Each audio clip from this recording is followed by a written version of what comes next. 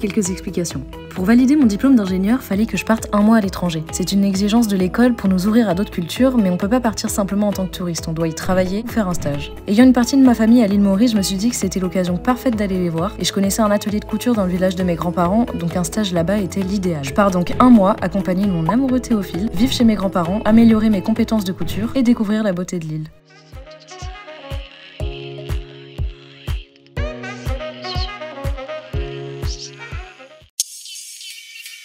Avant de partir, on a décidé de se créer des sacs spécialement pour le voyage et on l'a fait en upcycling à partir de 2 pantalons et d'une jupe. On a commencé par chercher quelques inspirations, puis on a fait un petit brainstorming pour voir les besoins qu'on avait et ce qu'on pouvait faire avec si peu de matière.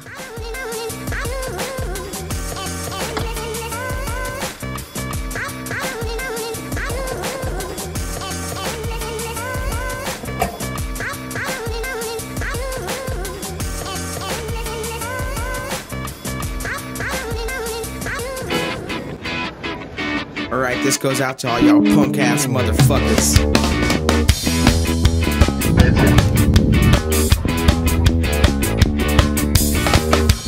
Vampire, bloodsucker. 16 heures après notre départ de Paris, on arrive dans le village d'Albion chez mes grands-parents, juste ici.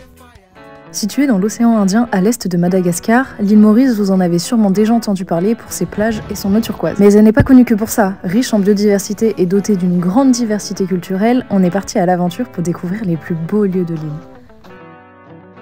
On est arrivé à l'île Maurice le jour de la fête de l'indépendance, qui commémore le jour où l'île a obtenu son indépendance vis-à-vis du Royaume-Uni en 1968. Ça a été l'occasion pour nous de découvrir un superbe groupe de musique mauricien.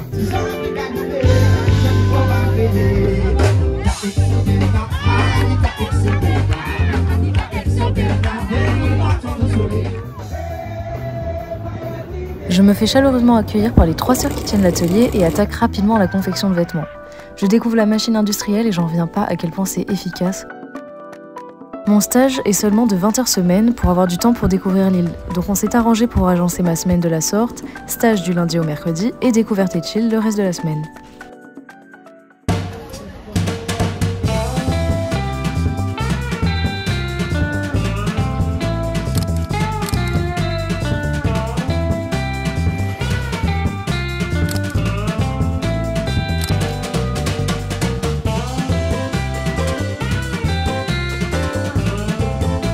Port-Louis, c'est la capitale de l'île Maurice, mais aussi son cœur économique, politique et culturel. Nous, on y a réalisé une visite culinaire et fini par le marché central qu'on a trouvé fascinant. C'est un lieu où les habitants et les touristes se rendent pour acheter des produits locaux et des souvenirs.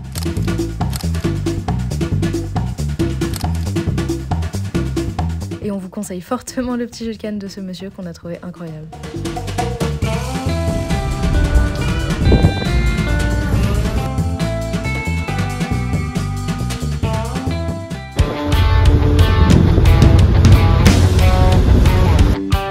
On part en week-end chez mes cousines en bus, c'est assez folklore mais ici on se déplace à des prix dérisoires. Là on en a eu pour 42 centimes par personne jusqu'à Port-Louis, puis 49 centimes jusqu'à Grand-Bay.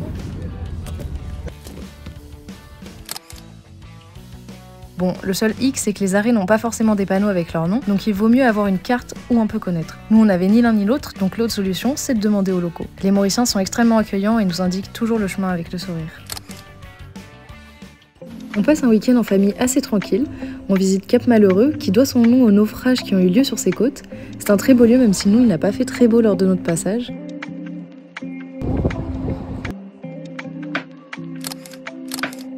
Ainsi que la plage de Montchoisy, très réputée sur l'île et sur laquelle on aura l'occasion de retourner à plusieurs reprises.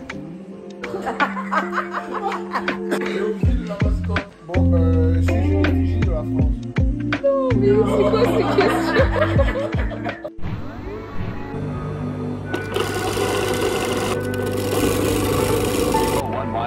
Patches and showers early Friday, but improving to greater than 6 miles on Friday morning.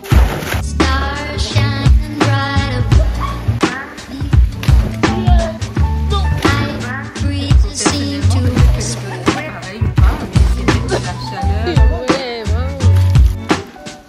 Second poetry. We were little dreamers.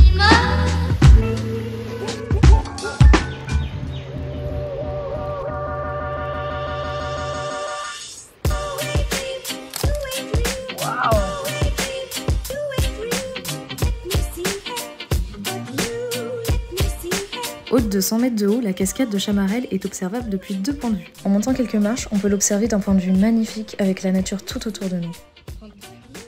Faut dire que l'endroit est quand même assez touristique, mais bon, ça vaut le coup d'être fait au moins une fois. Merci.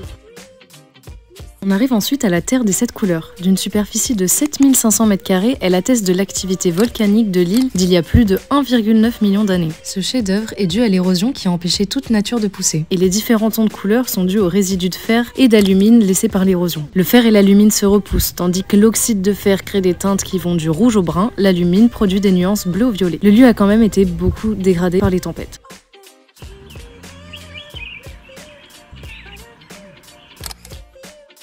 On accède au site de Chamarel en voiture, donc on s'y balade pas vraiment, et c'est relativement rapide. La plupart des touristes prennent des taxis pour les visites, mais pour un mois on a préféré louer une voiture, et puis ça nous a permis de tout faire en autonomie. On a fini notre tour par la rhummerie. Il y a une visite guidée pour seulement 450 roupies par personne qui permet de bien comprendre la fabrication du rhum, et bien évidemment d'en goûter. C'est vraiment plus sucré. Et la vanille prend son temps. Pour ceux qui ne sont pas forcément fans de rhum, c'est quand même un lieu à visiter qui est très très beau, bien entretenu. Et on peut aussi y goûter de la confiture excellente. C'est franchement la moins bonne de toutes. Avant de rentrer, on a décidé d'aller se perdre un peu en voiture pour découvrir. Ça valait pas trop le coup. C'est pas toujours un succès, mais on a continué et on est tombé sur une plateforme avec une vue panoramique, c'était extra.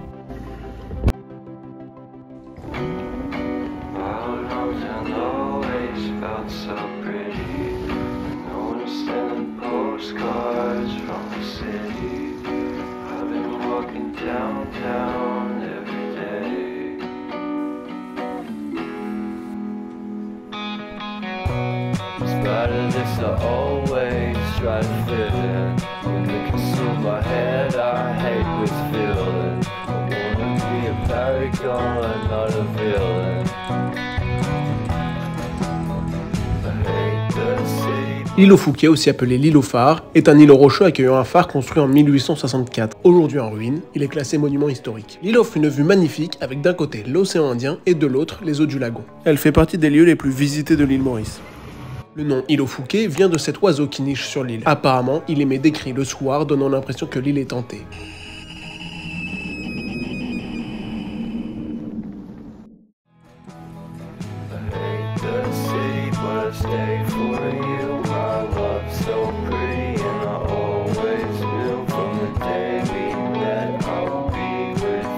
Oh la sale gueule qu'il a. Un beau gosse, hein.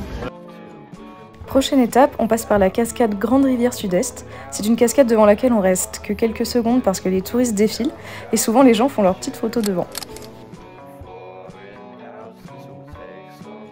Pour déjeuner, on s'arrête à l'île aux Cerfs, mais du côté non touristique. Autant vous dire qu'on avait la plage quasiment pour nous. Après un excellent repas, on passe voir quand même le côté touristique qui est tout aussi sublime. Waouh. Ça c'est les Parisiens qui débarquent.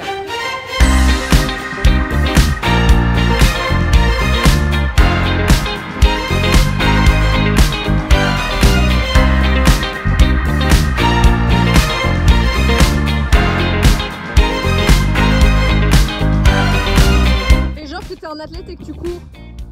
Ah, le beau gosse.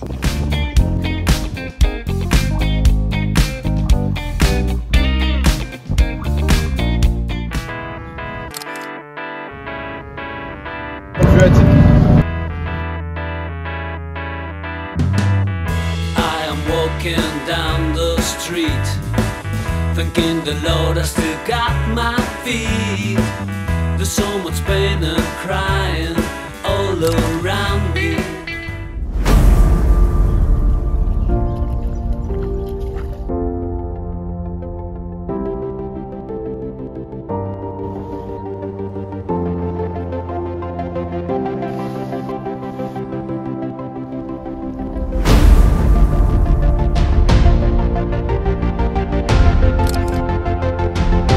À peine arrivé sur l'île, on part en balade. Bon, on oublie nos chaussures, franchement je conseille pas parce que nos pieds ont eu vraiment du mal à s'en remettre. Ma famille nous emmène vers la plage la plus belle que j'ai pu découvrir. Je vous laisse avec les images, elles parlent d'elles-mêmes.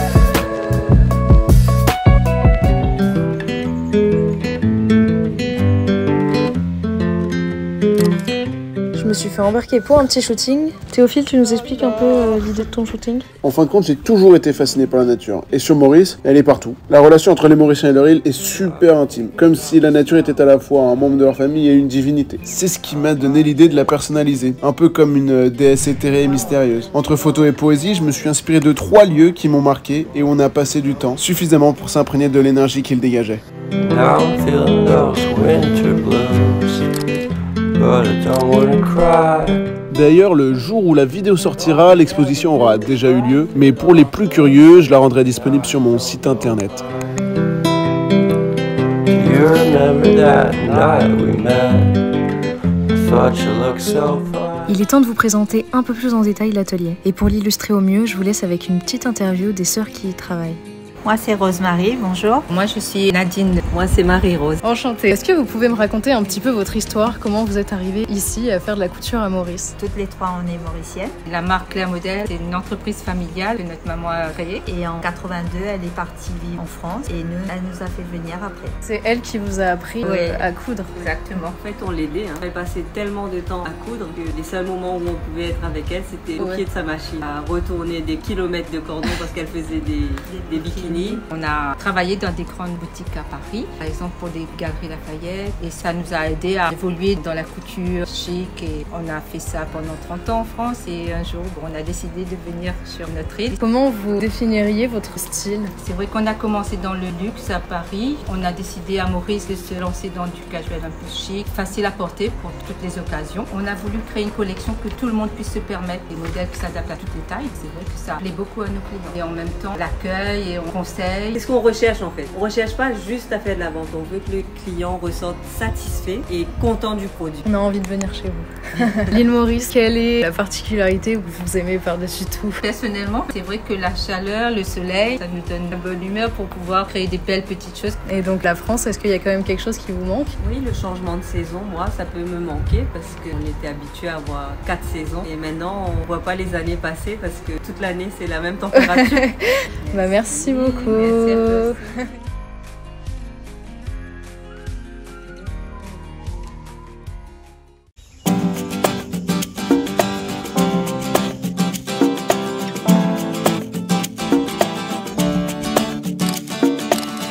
Le jardin botanique Pamplemousse est un classique touristique. D'une superficie de 37 hectares, il compte des centaines d'espèces botaniques qui viennent de différentes parties du monde. Il faut compter 200 roupies par personne, plus 50 pour la visite, et elle vaut vraiment le coup pour avoir de très intéressantes explications sur les différentes espèces.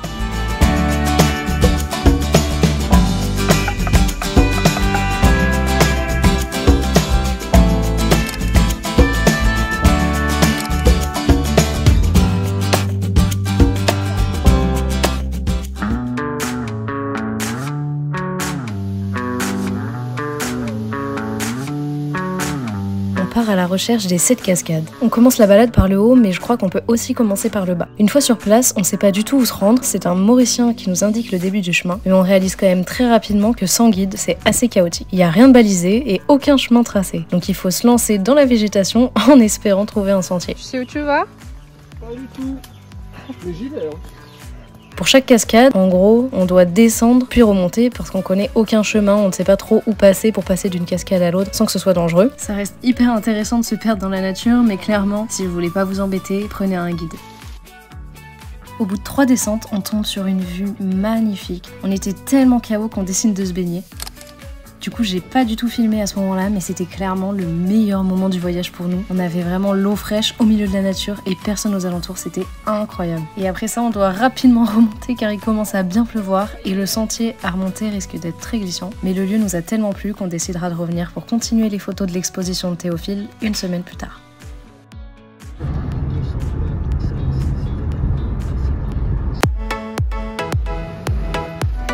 On repart dans le nord en passant toujours par Port-Louis, mais cette fois-ci j'en profite pour acheter du tissu car il y en a énormément et vraiment pour pas cher. On retourne aussi au marché central pour prendre un jus de canne, mais malheureusement il était fermé. Mais on fait quand même la rencontre de ce monsieur trop sympa qui vendait des tisanes pour absolument tout et n'importe quoi.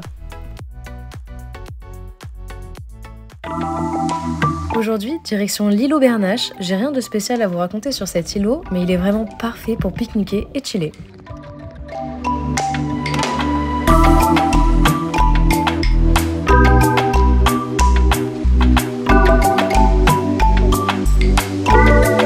c'est la life. Et c'est comme ça que vous vivez à l'île Maurice? T'as donné à boire à la mer. Bye.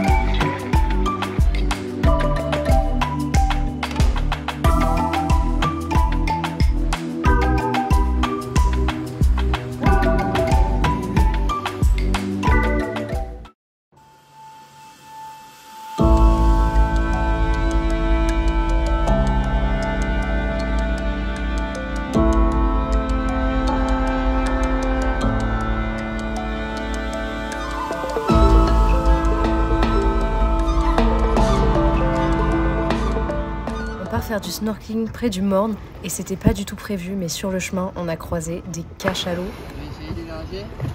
On peut nager avec les cachalots là.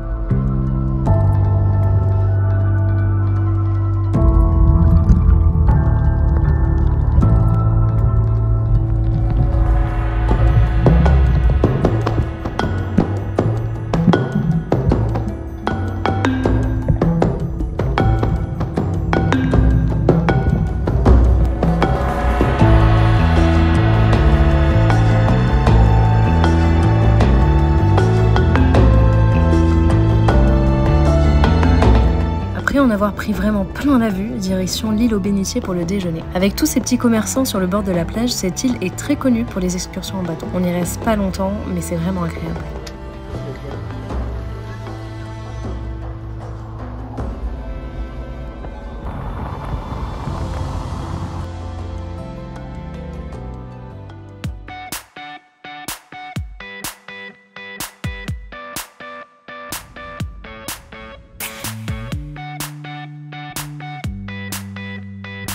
Grand Bassin est considéré comme le lieu hindou le plus sacré à l'île Maurice. Il se compose d'un lac dans un ancien cratère volcanique dont l'eau est considérée comme une résurgence du Gange sacré.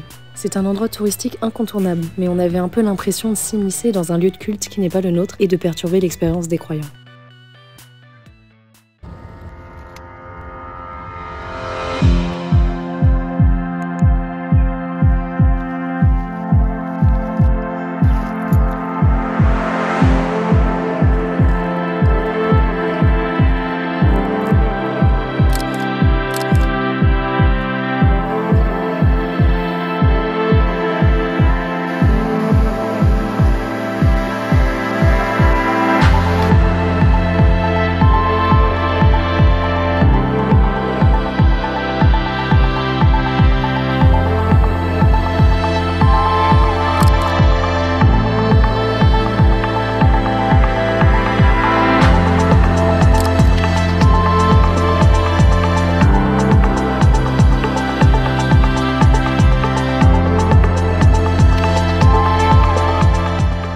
Au 7 cascades pour faire les photos. Bon, on a dû attendre un peu pour que le monde parte, mais ça en valait vraiment la peine. Je vous laisse le lien du site de Théophile en description pour retrouver les photos de l'exposition, mais aussi les photos du voyage. Il propose la vente de tirages d'art, donc si une photo vous a particulièrement plu, n'hésitez pas à passer commande pour le soutenir dans son projet. On a fini notre séjour à l'île Maurice là-dessus, mais je vous ai créé une petite carte regroupant tous nos coups de cœur, ainsi que les adresses conseillées par les locaux. N'hésitez pas à télécharger la carte pour un futur voyage. Je remercie fortement les sœurs de l'atelier Claire Modèle qui m'ont beaucoup apporté, ainsi que ma famille pour l'accueil. N'hésitez pas à me faire vos retours sur ce format de vidéo et à très bientôt pour la prochaine. Bisous!